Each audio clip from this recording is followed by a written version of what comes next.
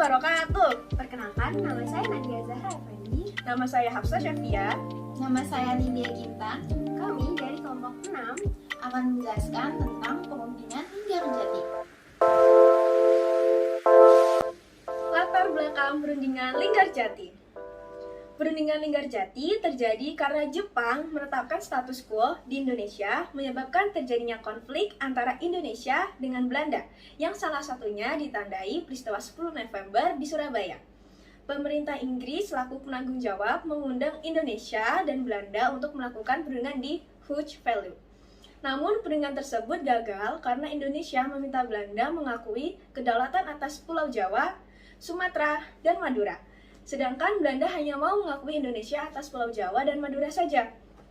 Akhir Agustus 1946, pemerintah Inggris mengirim Lord Killern ke Indonesia dalam misinya menyelesaikan perundingan antara Indonesia dengan Belanda.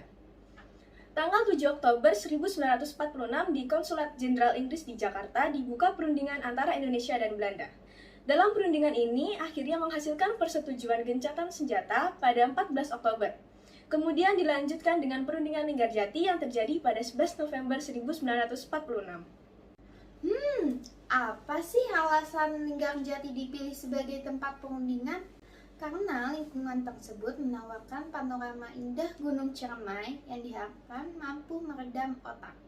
Perundingan Linggarjati dimulai pada tanggal 10 November 1946 yang dilakukan di Desa Linggarjati, Kuningan, Jawa Barat dan selesai pada tanggal 15 November 1946.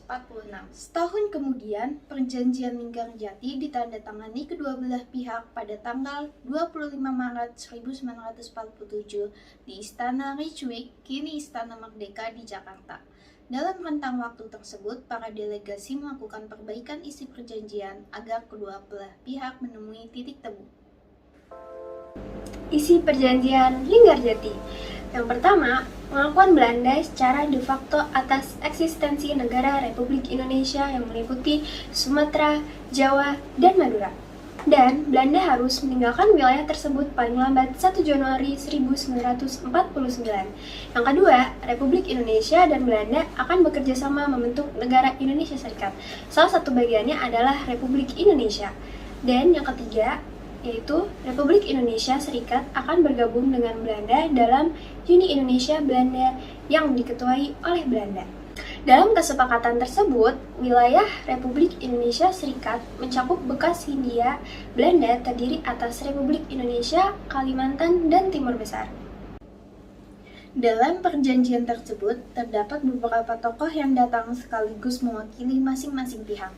Berikut tokoh yang terdapat dalam perjanjian bersejarah tersebut. Indonesia diwakili oleh Sultan Syahrir sebagai ketua, ditemani oleh Aka Gani, Susanto, Tirto Projo, dan Muhammad Rum. Sedangkan Belanda diwakili oleh beliau sebagai ketua dan rekan-rekannya.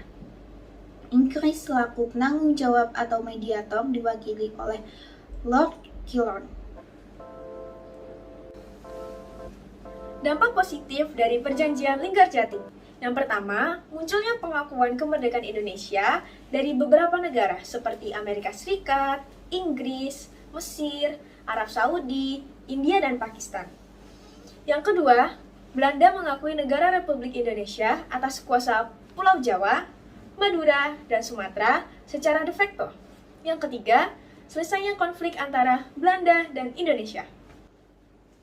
Dan dampak negatif dari perjanjian Linggarjati, yang pertama, rakyat Indonesia kecewa karena mereka menginginkan pengakuan wilayah Indonesia secara utuh dari Sabang sampai Merauke. Yang kedua, dalam perundingan tersebut, Sultan Syahrir telah dianggap memberikan dukungan pada Belanda, sehingga membuat anggota dari Partai Sosialis dan KNIP mengambil langkah penarikan dukungan pada 26 Juni 1947. Perdebatan perundingan Linggarjati.